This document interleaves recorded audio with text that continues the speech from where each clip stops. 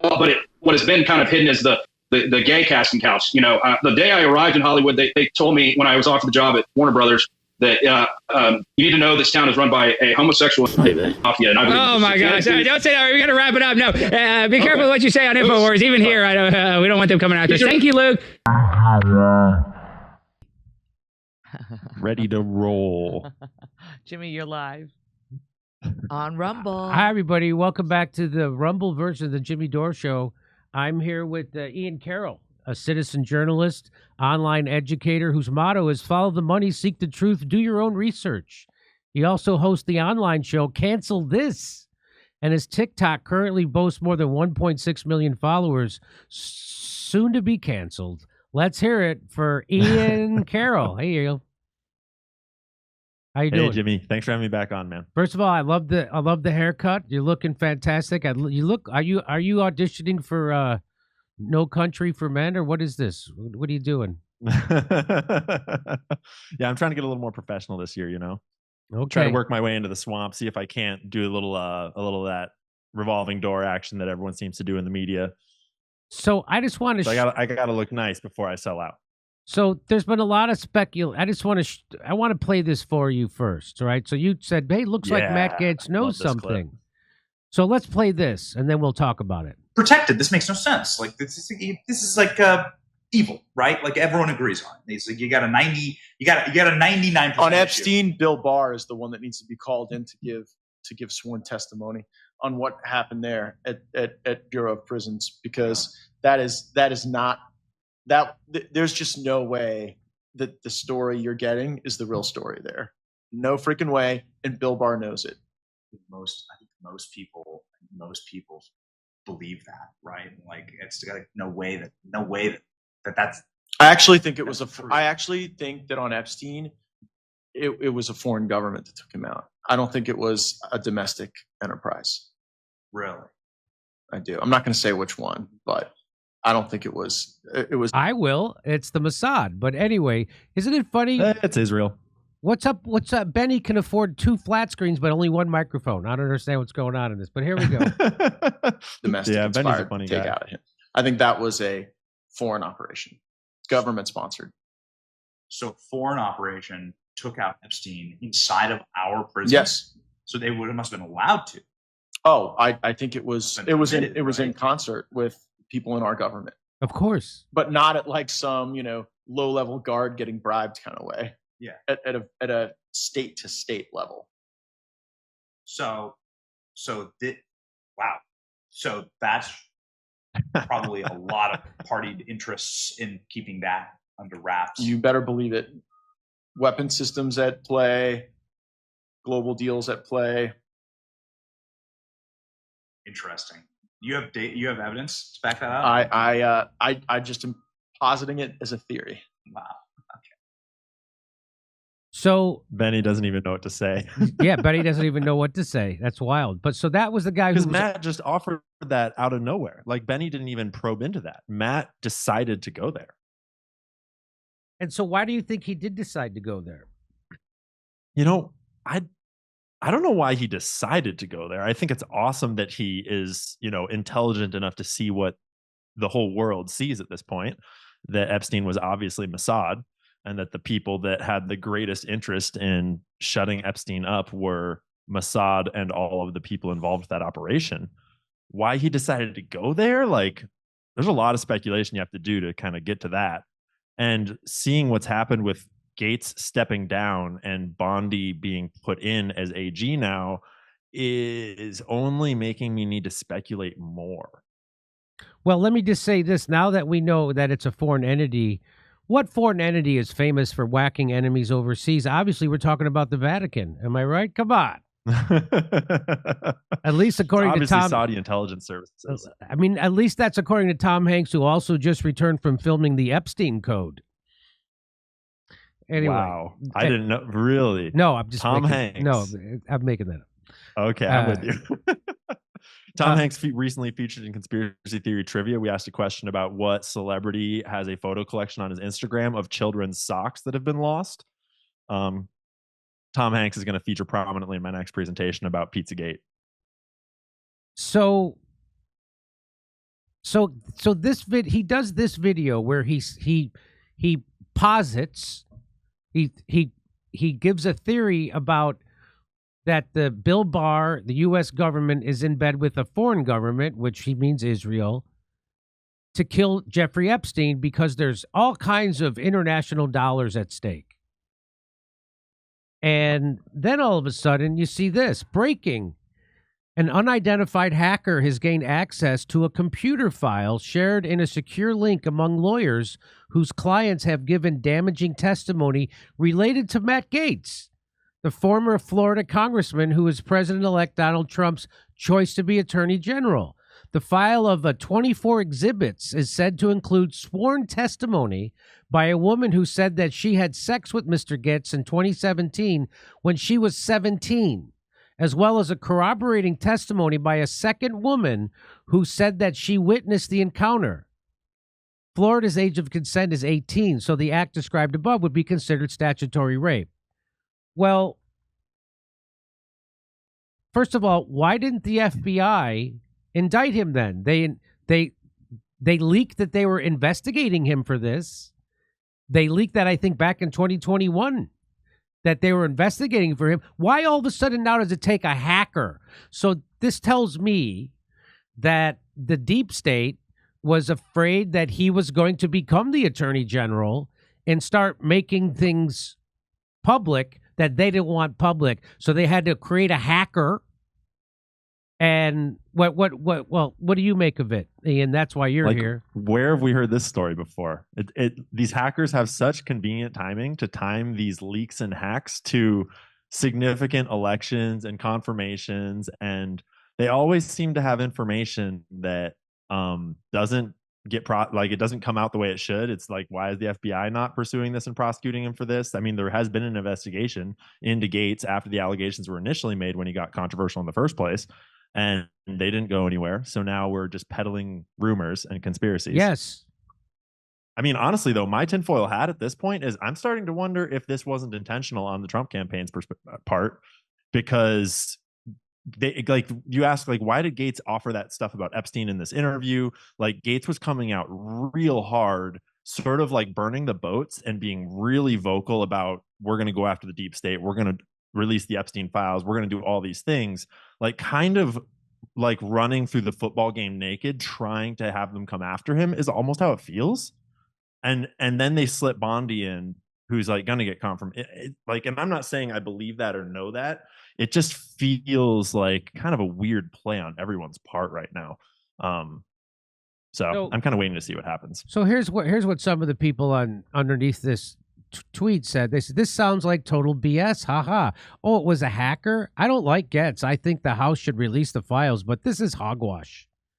Yashir Ali says, Patrick, the allegation in the story is a serious one. Yeah, I know it's a serious allegation. It's one that they've been making. They said the same thing about Julian. That's why they use it. That's why they use it. They did the same thing to Julian Assange. They do, oh, he's a rapist. They did the same thing to Russell Brand. They do the same thing to everybody that they want to silence. The FBI should and will investigate. They already investigated it. Did they not investigate it, Ian? Yeah, you can read all about it. It might even have a Wikipedia page. I'm not sure. They already investigated kind of old news. And they didn't even, not only was he found innocent in a court, they didn't even go to court. There wasn't even a charge. No. There wasn't even a charge. And I'm going to show you where this story comes from in a minute. But right now, let's get back to these people. And Yashir Ali says, they can't prove if it was a hacker or not. In my mind, that's what you should be asking for. But that's just me. Laugh my ass off. A serious allegation? If there was any merit to it, it would have been leveraged long ago when it was first used by leftists against Gaetz like 2 years ago. Exactly right. That is so ridiculous. Anyway, they always love to hide behind the concept of a hacker because it allows them to spin any narrative they want when it's this like secret informant. And I was actually just putting stuff together about the Clinton email leak and Seth Rich, and you actually got a very similar thing there where they tried to hide behind like the concept of the hacker that first broke into Hillary Clinton's email server, so they could try to blame the Seth Rich leaks on Russia and on like Russian hackers. when it was actually Seth Rich that had leaked it from inside the DNC, is a tale as old as time.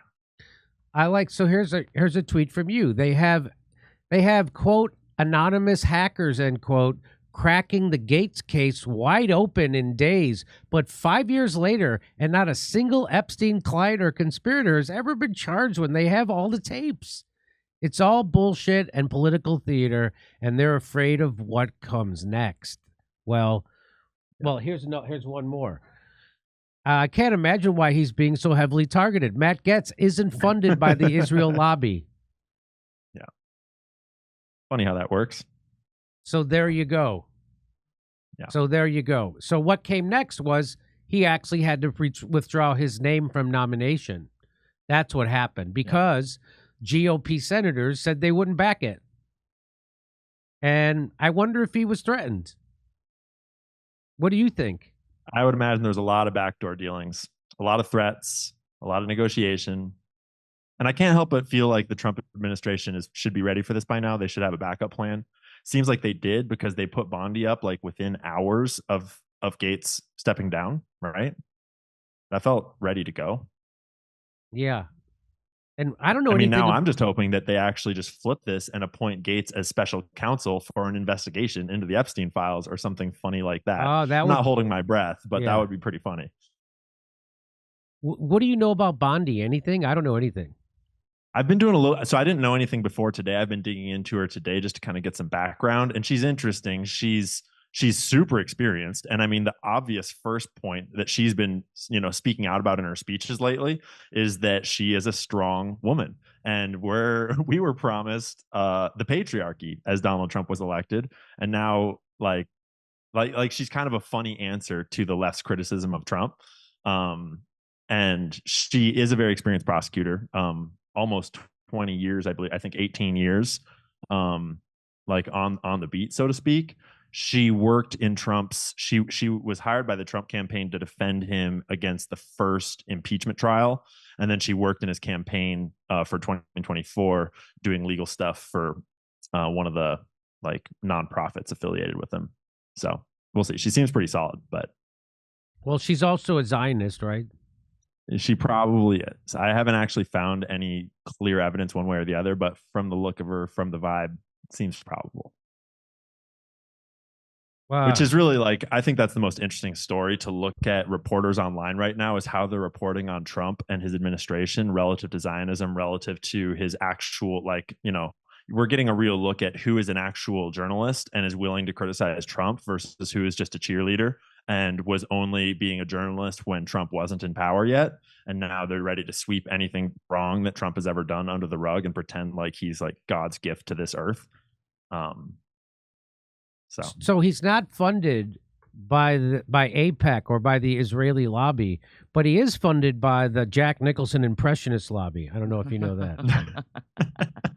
Yeah, real. That's Matt Gaetz I'm talking about. Come on. Yep. Okay. All right. Hang on to we have more coming. Over to Steph for Super Chat. Okay. Thank you, Jimmy. Let's see here. Guys, please check out Real Estate Mindset. Please. Real Estate Mindset. Savage. I read that one. Okay. Every question designed for John to say, pass. Michael, thank you. Body language, leaning back and laughing all the way to the bank. Unvaccinated guy. Hey, Steph. Please check out video song Little Big Pendejo and Little Big Boob song video. Very funny. Thank you, unvaccinated guy. All right, come to me, please. Back to Jimmy. Well, look, it says Democrats are going to push for the release of the Gates report despite withdrawal from AG running.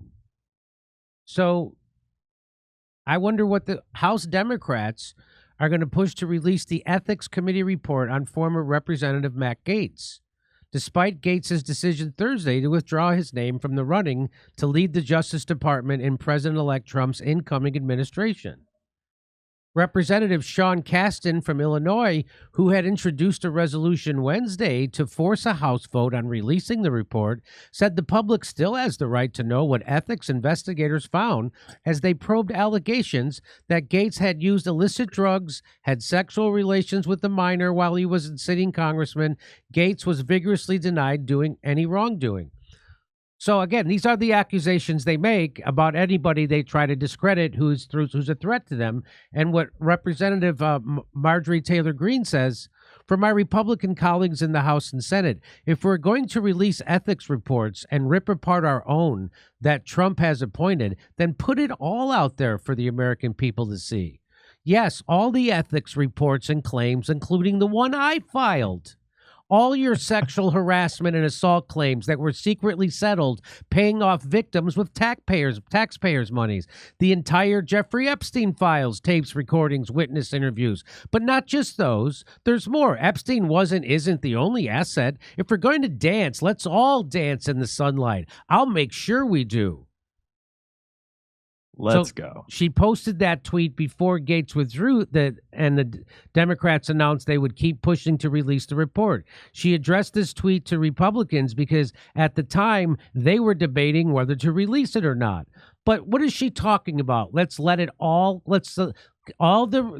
She's talking about $18 million that the Congressional Slush Fund has paid out whenever a congressman is accused of a sexual harassment. They paid out $18.2 million in what they call hashtag Me Too claims. Now, I was the victim of a false hashtag Me Too claim from the Young Turks' Anna Kasparian. She was so dumb, she revealed she was using it to blackmail me to shut me up because I was exposing them for smearing Julian Assange and anti-war journalists, right? And so that's why that fell flat. Since 1997, the Office of Congressional Workplace Rights has paid out $18.2 million to settle 291 cases of workplace disputes for Congress, the Capitol Police, the Architect of the Capitol, and the Library of Congress. You don't know about this slush fund, do you? When news first broke of the settlement account, Congress was accused of having a veritable hashtag MeToo slush fund to secretly pay off victims of sexual harassment. Reports surfaced that then Representative John Conyers negotiated a secret settlement with a female staffer who accused him of sexual misconduct, and the 88-year-old quickly resigned from Congress. Well, 88 years old. 88 years old. It turns out Conyers' congressional office budget paid out his sexual misconduct settlement, meaning that the total wasn't even included in the multi-million-dollar slush fund's reported total. Slowly, it has emerged that the fund appropriately annually by Congress includes payouts for workplace safety and pay disputes in addition to sexual harassment claims, though many specifics are not reported. Until June 18th of fiscal year 2018, 2 senators' offices and 5 House members' offices had claims filed against them. An additional House member's office had a case filed against it from June 19th through December 2019, out of a total of 20 filed. Though 32 allegations of sex, gender, pregnancy discrimination were filed in fiscal year 2018 and 28 were filed in fiscal year 2019, it is not known if those types of discrimination or harassment cases were against congressional offices or other offices under the fund. In 2019, a 2019 report noted 16 employees were paid a total of $600,000, in settlements, and while 20 claims were filed, just 16 appear to have been filed by protected class, 3 under sex, gender, pregnancy, 3 under national origin, 4 under disability, and 6 under race, color. After 23 years and $18 million in payouts from the Workplace Rights Office, it seems like taxpayers might have a right to know more of the details. So what you get when you have a whole bunch of old sleazy men climbing the Jeffrey Epstein ladder to get into Congress, fighting for AIPAC money and all being blackmailed, you wind up with a pretty messed up culture in charge of our country. And so why do you think the Democrats now want to push to make that his ethics report because the ethics report is going to be filled with allegations, salacious allegations. And it's and they don't have a Trump PP tape to talk about this election cycle, so they need some, big scandal to play out on Rachel Maddow every night. Yeah. For the next year or whatever they're planning to do. Yeah. So. Right. I mean, I can't help but feel like what they're trying to do is now that Trump has won so obviously, which they're trying to downplay in the media, which is crazy, trying to say it's not a landslide, define landslide. But it seems like they're trying to start World War III and start a bunch of scandals, crash the economy, which I mean, it's not like this is a new thought. A lot of people have seen this coming. So that way they can set them up for 4 years where the media is best positioned to divide the country more and just perpetuate lies and propaganda for 4 more years. I don't think it's going to work, but I think that's kind of what it looks like they're trying to do. That does look what they're definitely going to. They're going to allow the economy to crash. That's my prediction. Yeah. If they don't instigate it themselves, they're going to allow it. And one of their buddies will do something to help it. Yeah. Tip over. That's right. And so because they've been the ones propping it up with, a whole bunch of fake money for the last 4 years. That's right. It's all been fake money. It's all been money printing. As we've talked about on this show, they've been printing $1 trillion every couple of months. $1 trillion every couple of months. Yeah. And the level of just disregard for our country's future, both in the money printing and in the objective starting of World War III that just happened this week, is so criminal. And I really hope that, Trump has been on this line of I'm not going to prosecute my political enemies. I'm going to be the bigger man. I'm not going to and he did that in 2016. He didn't prosecute Hillary, he didn't prosecute people that he was talking about.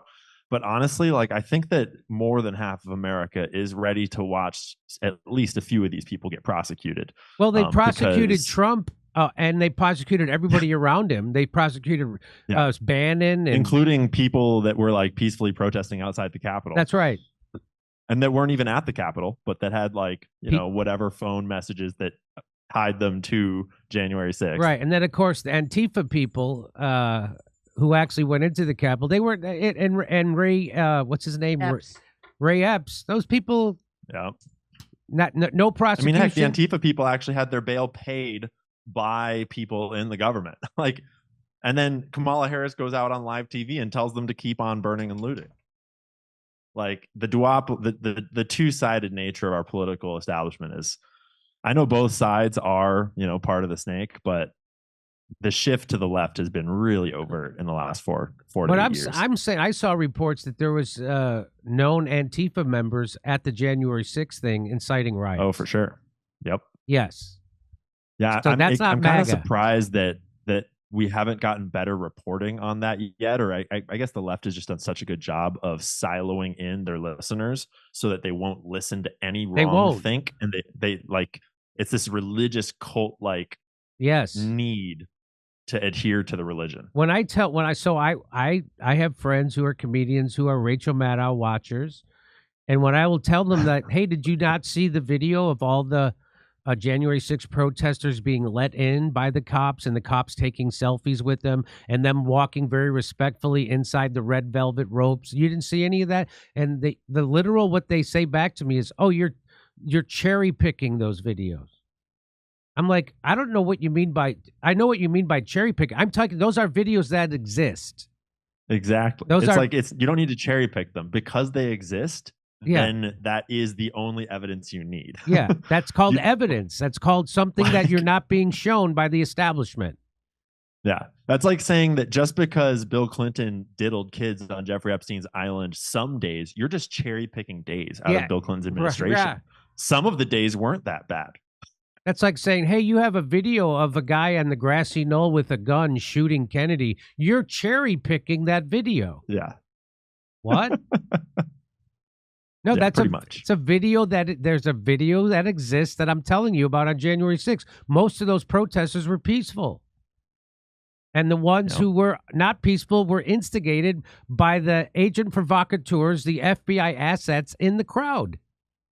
People like Ray Epps, who didn't get prosecuted. Or what did he get?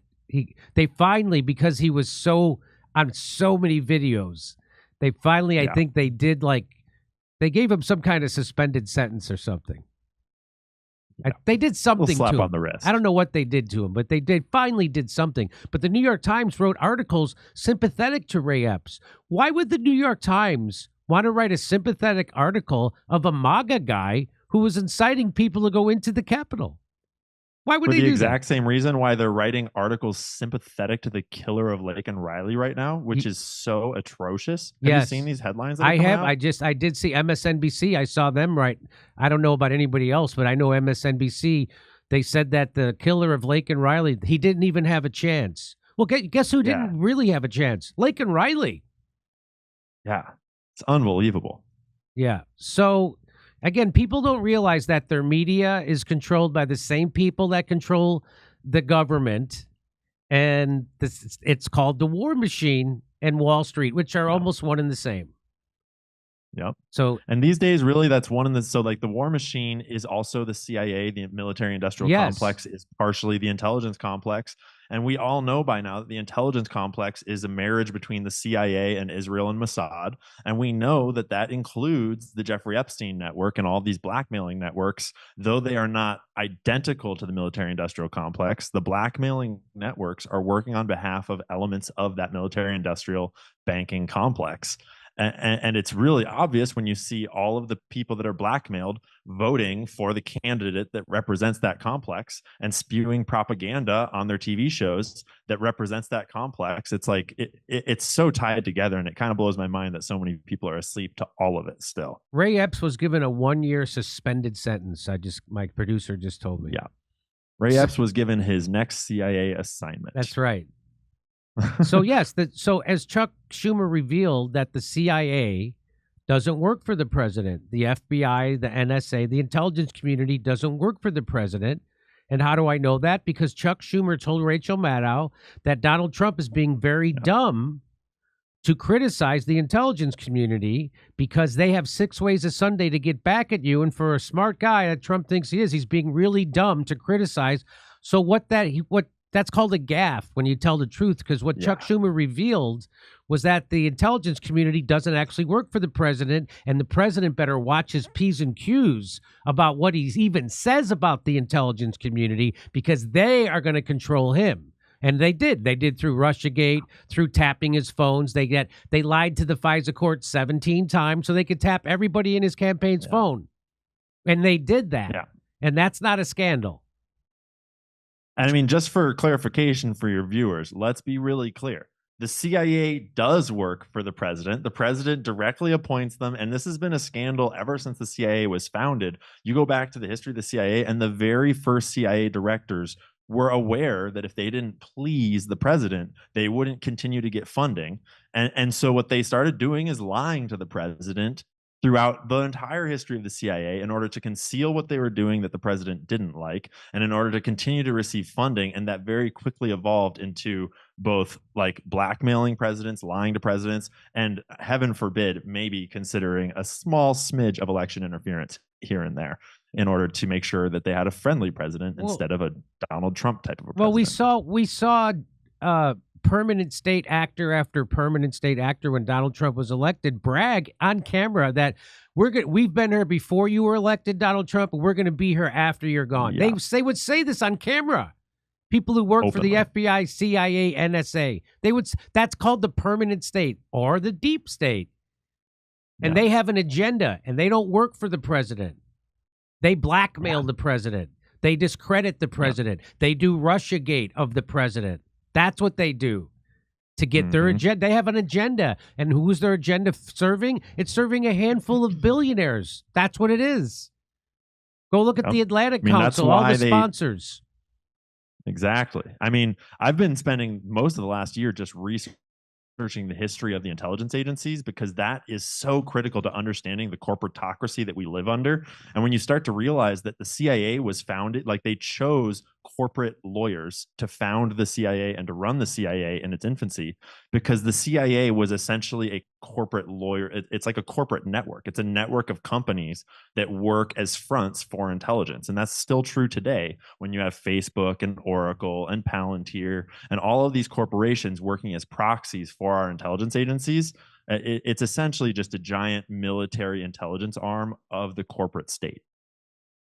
So I have more coming up on this Matt Gaetz thing. I'm gonna tell you the real reason why the GOP senators hate him. It's very quick video, and then there's a longer story about this sexual felony that Matt Gaetz supposedly committed.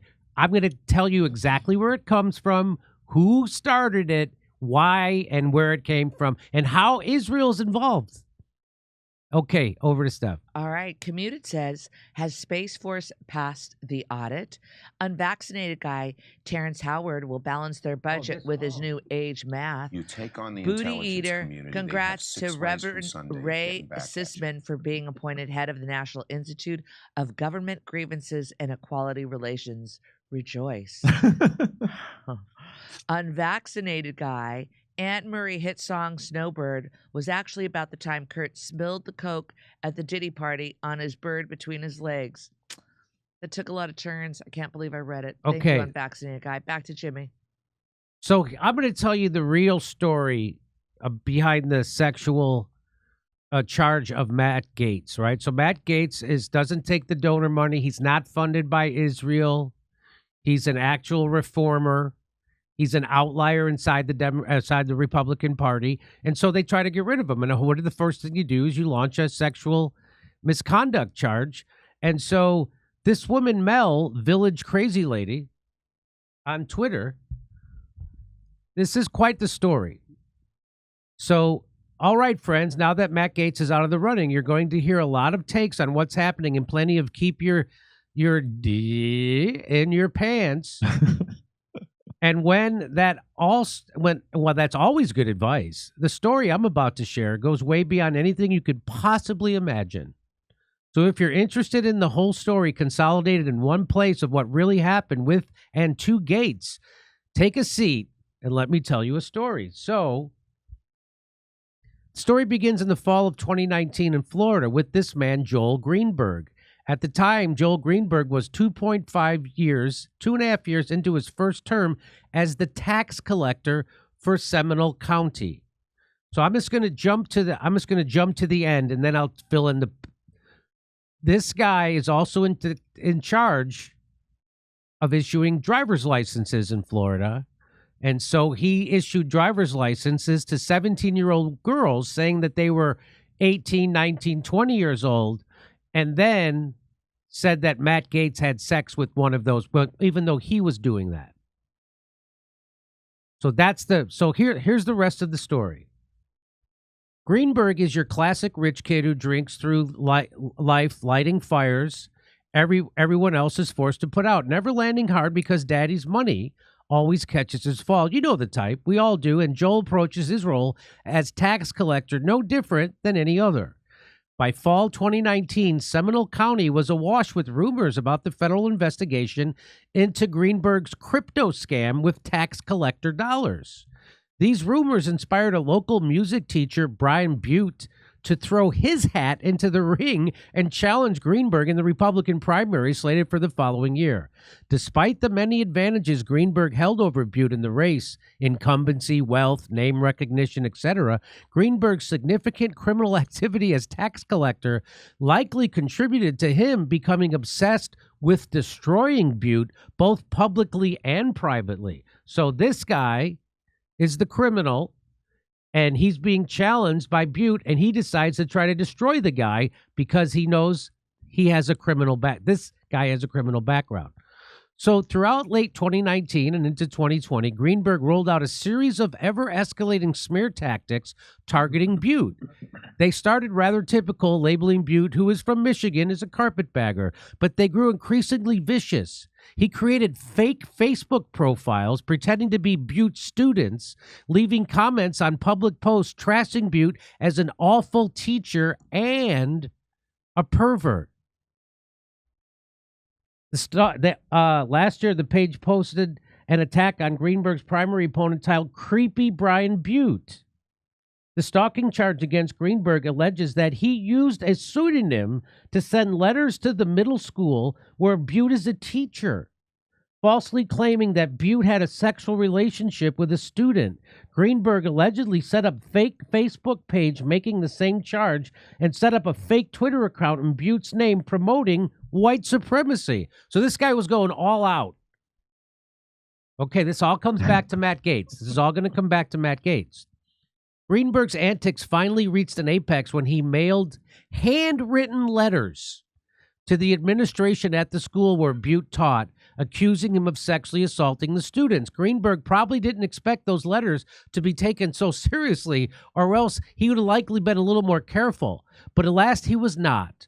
And when the letters were turned over to the local sheriff's office, both his fingerprints and his DNA were lifted from those letters, and he was arrested on June 23rd, 2020, and charged by the Department of Justice with stalking.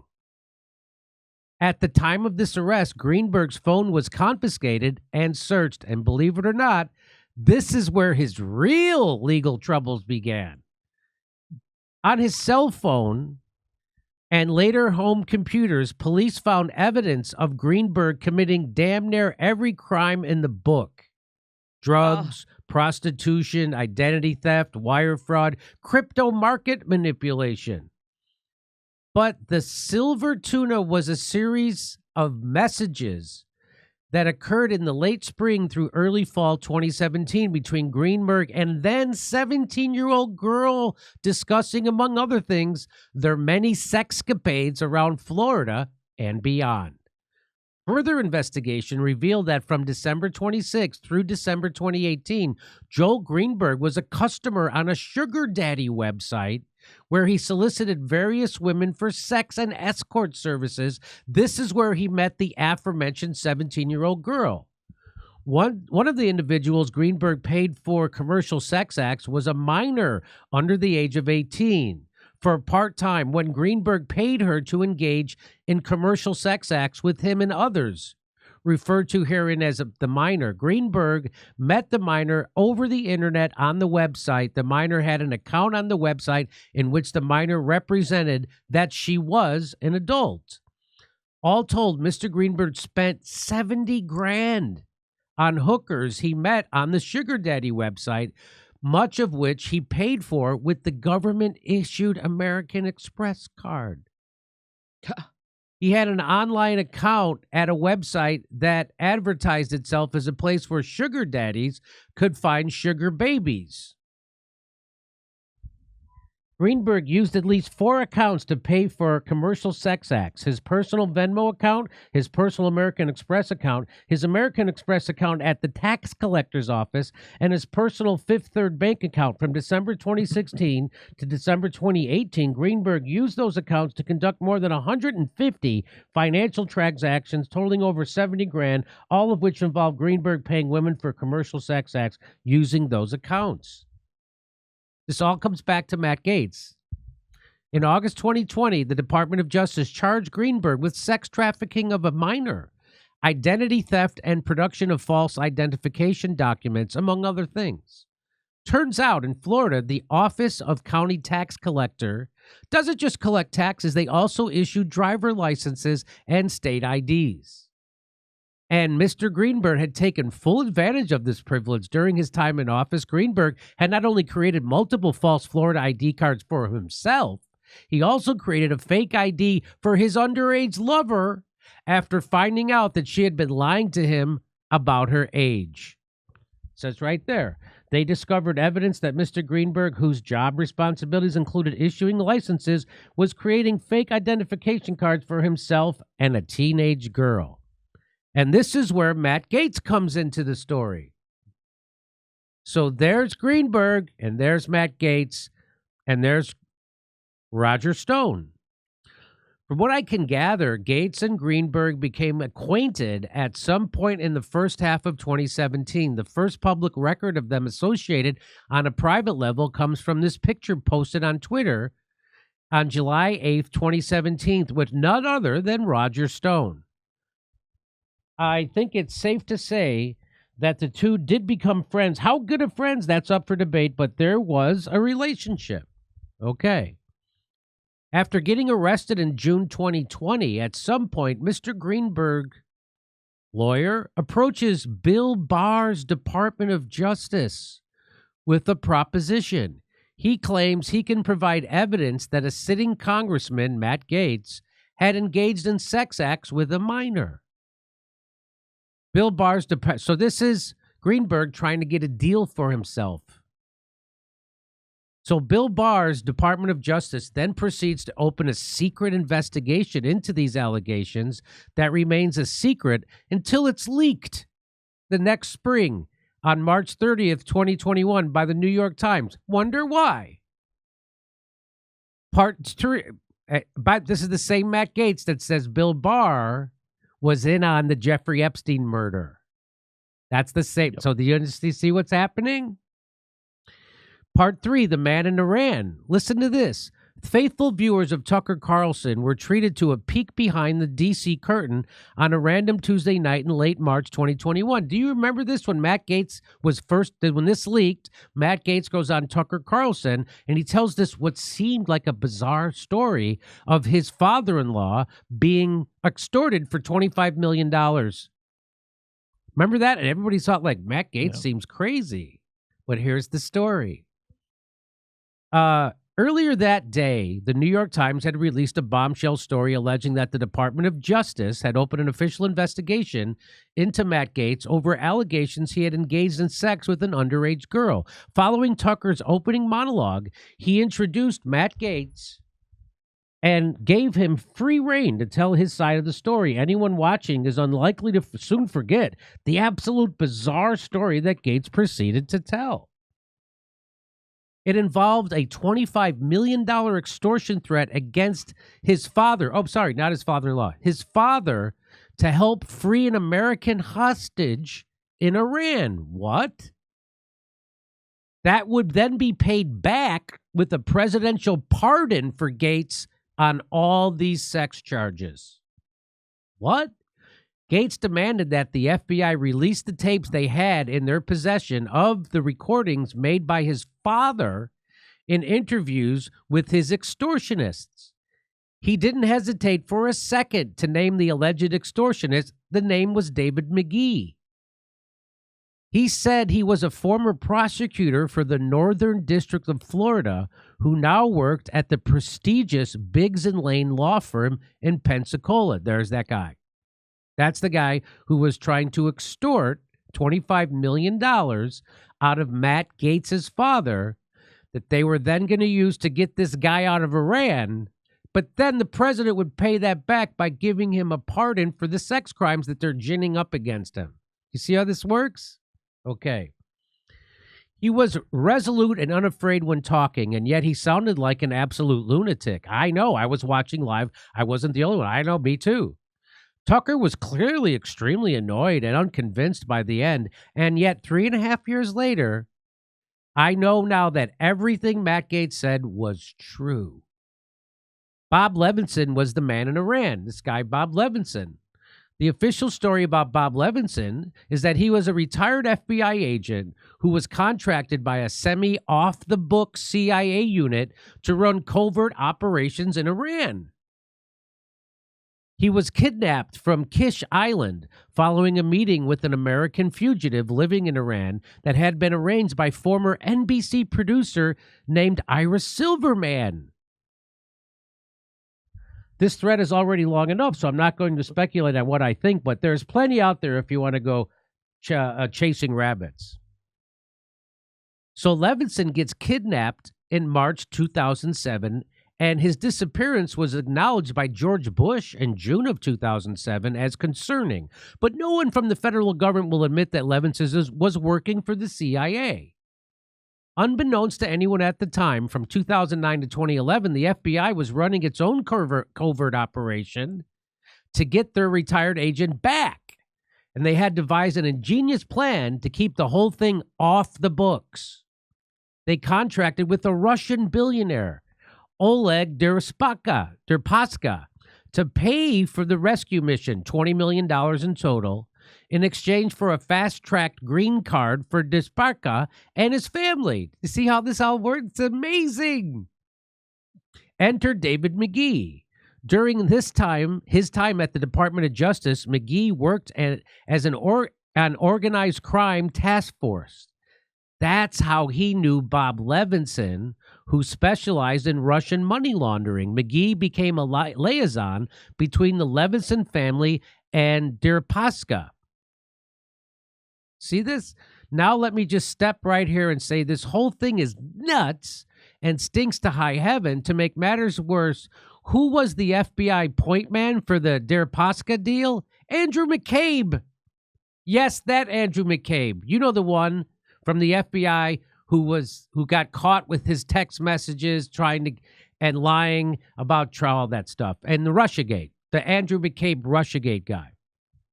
Anyway, the FBI team gets a couple proof of live videos, meaning that Levinson's still alive, and they have a soft arranged in place when the Clinton State Department steps in and shuts the whole thing down. Something got them spooked, and it's never been disclosed what it was.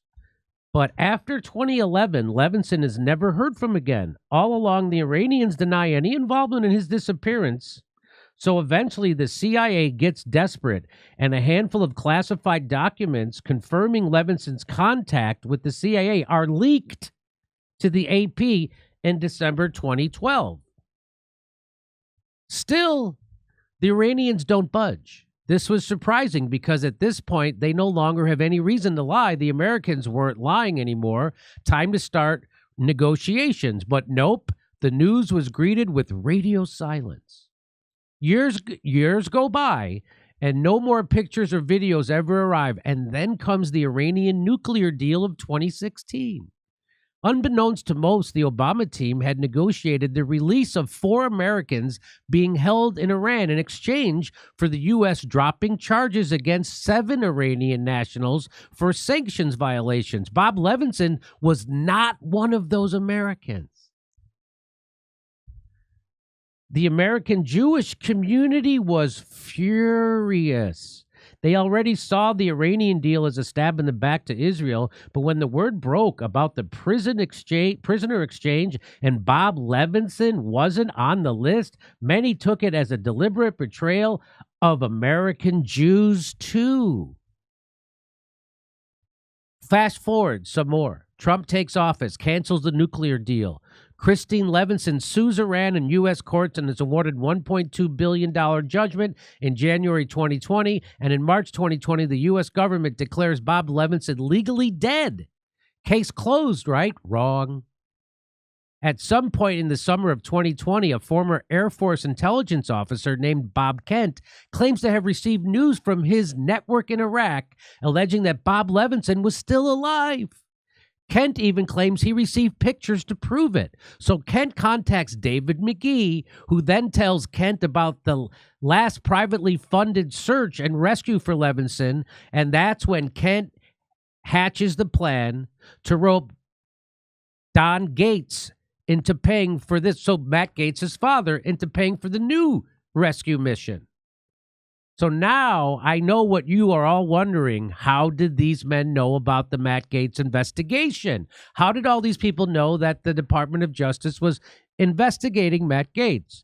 To my knowledge, that has never been revealed. If I had to guess, I'd say someone in the Department of Justice or FBI leaked that info to McGee, who then told Kent about it when he was contacted. But that's still only have the that's not okay.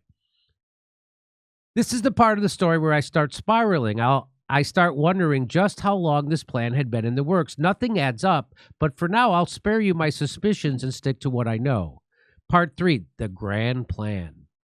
In March 16, 2021, when Don Gates, Matt Gaetz' father, receives the first text message from Bob Kent about his grand plan. In exchange for Don fronting Mr. Kent's rescue mission of Bob Levinson, unnamed agents with a powerful contact in the Biden administration would convince the president to give Don's son, Matt Gaetz, a full presidential pardon on his looming sex trafficking charges. The price, $25 million. I wish I had a picture of Don Gates' face when he read that. You're going to have to pay us $25 million. Naturally, Gates Sr. was incredulous. What in the world was this man talking about? Matt wasn't facing any sex trafficking charges. Don called Matt, who immediately told him to contact the local FBI office. The FBI suggested that Don meet with David McGehee wearing a wire, and Don agreed. However, just before the meeting took place, Don requested a written acknowledgement from the FBI on the purpose of this investigation and meeting. He was worried something he said could be used against Matt in the case they still didn't know anything about. The FBI was reluctant at first, but they eventually agreed. The very next day, the New York Times ran the leak on the Department of Justice case against Gates. There it is. Going back and watching the Tucker Gates interview again this week, everything he said finally made sense. The FBI had planned to use Don's meeting with McGee against Matt. The quasi-immunity demand from Don quashed that, so they leaked the story to the New York Times and then buried the wiretapes. McGee and Kent denied everything. They said there was no extortion. It was a simple proposition. They accused Matt of using this to distract from his charges. Oh, really? Then why'd they where's the wiretap then? Where is it? Former Air Force intelligence officer accused of trying to extort Matt Gaetz breaks silence to admit he did ask Congressman's father for $25 million, but says it was to rescue an American hostage, Robert Levinson, in Iran. But wait, there's more. Because this story wasn't already weird enough, here's another twist. So at the same time that Don Gaetz was getting those messages from Kent and McGee, Scott Adams, the Dilbert guy, he receives a message from an acquaintance of his named Jacob Novak, who works as the media director for the Israeli consulate. The first one arrives the Saturday before the story breaks. Here's the first one.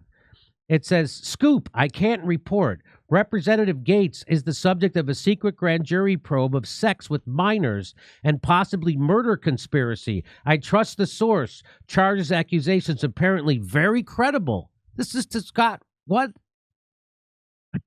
This is amazing, right? The next two arrived on Wednesday, the 31st, after Gaetz went on Tucker and revealed David McGee's name to the world. "I don't want to believe him, but my sources said it looks bad from closer in. I'm betting against it, but the extortion counterclaim sounds credible. Has witnesses, apparently. The backstory is this is screwing up my efforts to free Bob Levinson. Gates' dad was secretly finding us. Finding us? I'm going to say... So I'm very much wanting this to be untrue. I've got a commando team leader friend of mine nervously waiting for wire transfers to clear. They have documents? Yes, some numbers and facts have been altered. The real documents do not extort, and we only asked for $25 million as an estimate at first. We came way down." To his credit, the whole thing was sketchy as hell to Scott Adams, so he took it upon himself to release Novak's messages. The Israeli consulate immediately distanced themselves from Novak's messages, but he was not fired or disciplined. Okay. There's only one more slide. Here's the wrap up. So Joel Greenberg pled guilty. You remember the guy, the tax collector who had paying all the women for sex on sugardaddy.com and issuing fake licenses to underage girls saying they were of age? Joel Greenberg, he pled guilty to sex trafficking, identity fraud, wire fraud, and a host of other charges in May of 2021. He was sentenced to 11 years in prison, and 10 of those years are coming from the mandatory minimum imposed by the sex trafficking charge. The Department of Justice did not close its case against Matt Gaetz until October of 2022. They never publicly acknowledged why he was not charged, although it becomes fairly obvious once you learn that Joel Greenberg had produced fake IDs for the underage girl in question.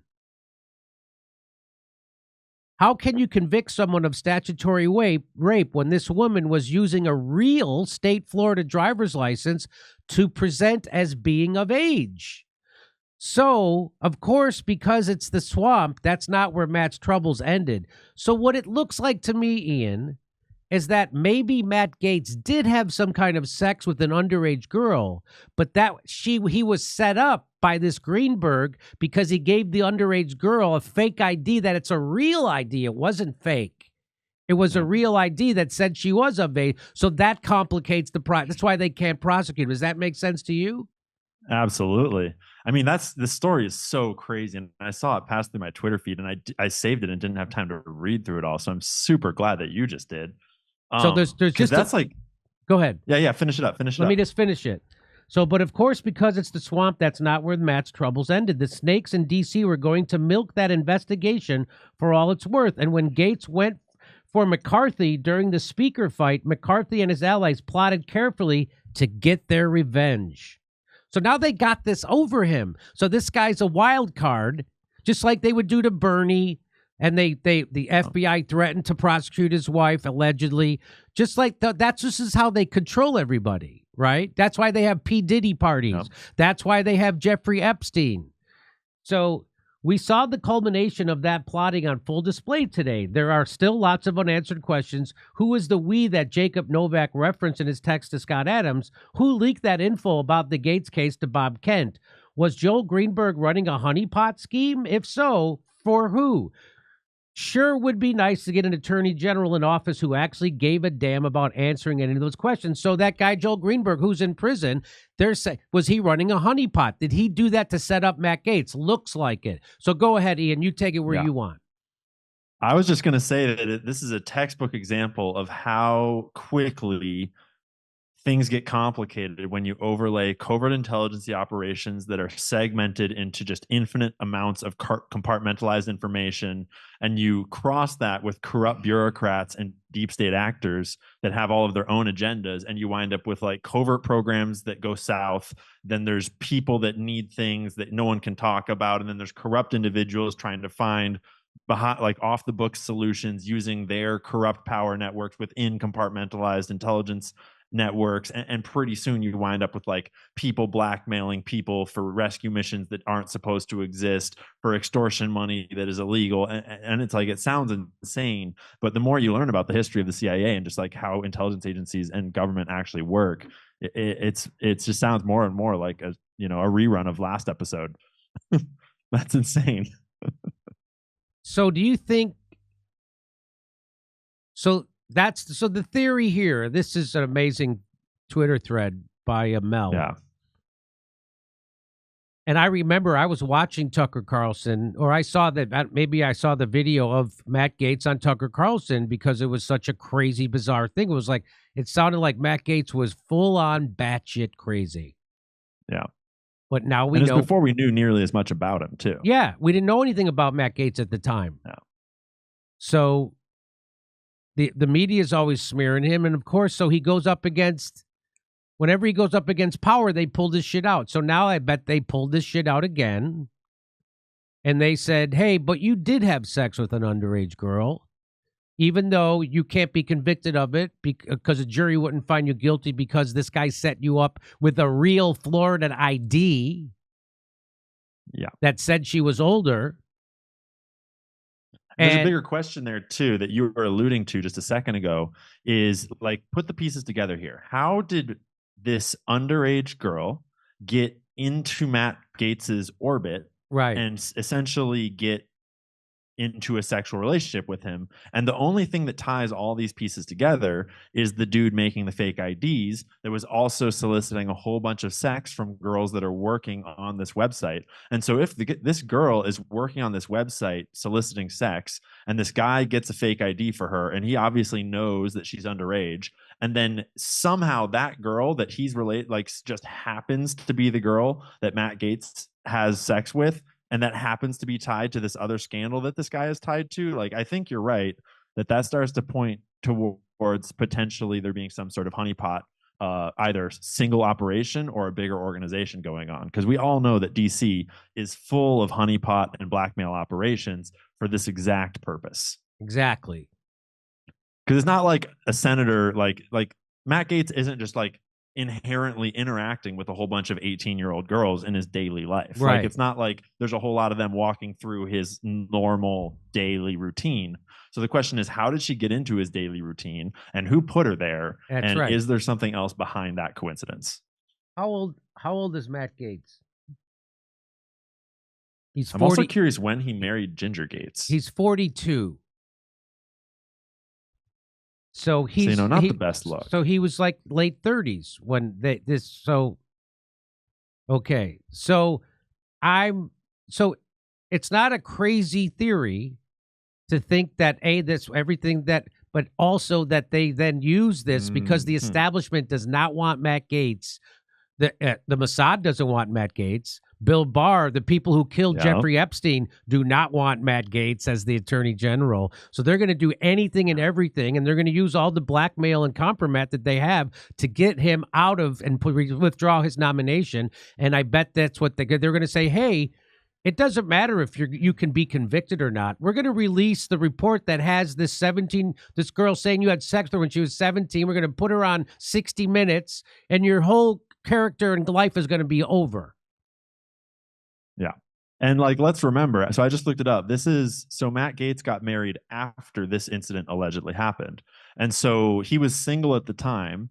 And this girl was working on on a prostitution website. So she's clearly willingly using her sex for money, right? Right. And so I think it seems highly likely that Matt was probably approached by her, and I'm speculating, but like she's clearly willing to. It's not like she's an unwilling. Yeah, the way a honeypot operation works. Exactly. And so when Matt Gaetz, as a single man, is approached by a apparently attractive young woman who is presenting as being over 18, there's no crime there on his part at that time. And so they need it to be an underage girl. So it's like an interesting coincidence that the underage girl that happens to have the fake ID just happens to be the one. Like, that's kind of weird. Yeah. Welcome to One Nation Under Blackmail, everybody. And that's why he was so, he was so confident about it and wanted to talk about the extortion of his father for 25. He was like, I didn't have sex. I didn't do this. Yeah. That girl was a I saw her. I saw it was a real ID, that whole thing. And yeah. And it says even more about why I think regular people were so excited about Matt Gaetz as AG. And it says even more about why there was so much uproar against Matt Gaetz, because in the same way that Tulsi is an amazing pick for DNI because she has been targeted by the former DNI, so to speak, Matt Gaetz would be an amazing pick for AG because he has been targeted by this corrupt institution already. There you go. So just like they put Tulsi in charge of the agency that had been targeting her and following her around through airports and putting her on a terrorist watch list, now she's in charge of that agency. It would have been amazing to have Matt Gaetz be in charge of that agency that did this whole slimy thing to him. And they are going to do this because he's going to go after the people involved in the Epstein. He's going to expose the Mossad. He's going to expose the rot inside the Department of Justice. He's going to expose all this criminality inside the FBI. He's going to do that. And it's also telling, Jimmy, that Matt Gaetz was the only pick from Trump so far that you could really point to and say he is anti-Zionist in any major way. Like, he was the only one that was not taking the money, openly speaking about Epstein and openly, like, he was the one. And so I was really excited about him. And so it's a funny coincidence that that's the guy that gets the sex scandal targeted at him, just like every other. Like, Israel is the sexual blackmail nation. And it just so happens that the anti-Israel guy gets some weird blackmail sex scandal. Surprise. Okay, so there's still more to come. So that should be mind-blowing. I hope you enjoyed it, Ian. I certainly enjoyed bringing it to you. Oh yeah. I'm glad I could tell you something you didn't know. All the time I'm learning from you. But now Steph's going to read a few super chats, and I've got something else that might blow your mind. Just a little. I think you asked when they got married. They met at Mar-a-Lago in 2020. Matt Gaetz and Ginger.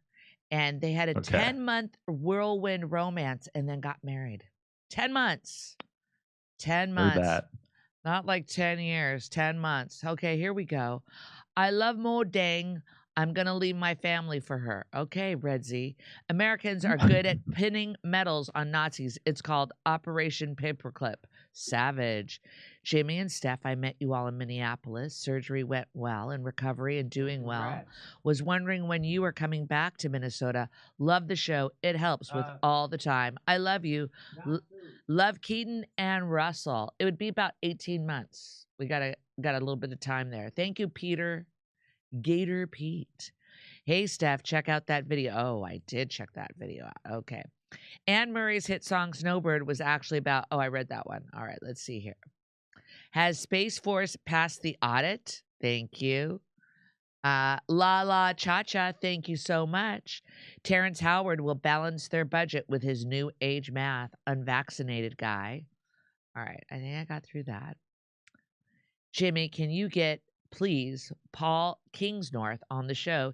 He's an anarchist, leaning Eastern Orthodox Christian who just gave a great talk against Christian civilization. Kate Cotwas. Thank you, Kate Cotwas. Elon Musk keeps posting clips of Milton Friedman, the father of neoliberalism, on X. When are we going to start pretending he's some kind of populist champion? He's an oligarch, the enemy of workers. Kate Cotwas. Americans are good at pinning medals on Nazis. It's called Operation. I read that one. Savage. Thank you. All right. I read that one from an unvaccinated guy. And Booty Eater. Congrats to Reverend Ray Sisman for appointed. Okay. I read that one. All right. Terrence Howard will balance the budget. I read that one. I read a lot already. NASA spent millions to develop a pen that can write in 0G. The Soviets just brought a pencil with them. Audit. Smiles. Thank you, Savage. Barb, small businesses will get fined $591 per day if they don't complete a beneficial ownership report by January 1st. What? Barb, I'm sending that one immediately to my accountant. Did not hear about that one. All right, thank you for that, Barb. I never thought Infowars would outlive MSNBC. Benjamin Vito. Yep. Wilford, I will be dead naming MSNBC as long as those degenerates continue to lie to us. Thank you, Microsoft. Dead naming. NBC. I think people are. It's fun that all that stuff is starting to go away. Kathy said Elon announced he's buying MSNBC. Did he? Did he? I haven't seen it yet. I haven't seen it yet. Yeah, but that would be awesome. The guy's got the money. He's now worth over $300 billion. How much would it cost to buy MSNBC? A couple of billion. A lot less than Twitter. A lot less than Twitter. Yes. What did it cost to buy Twitter? Was it like 40 million?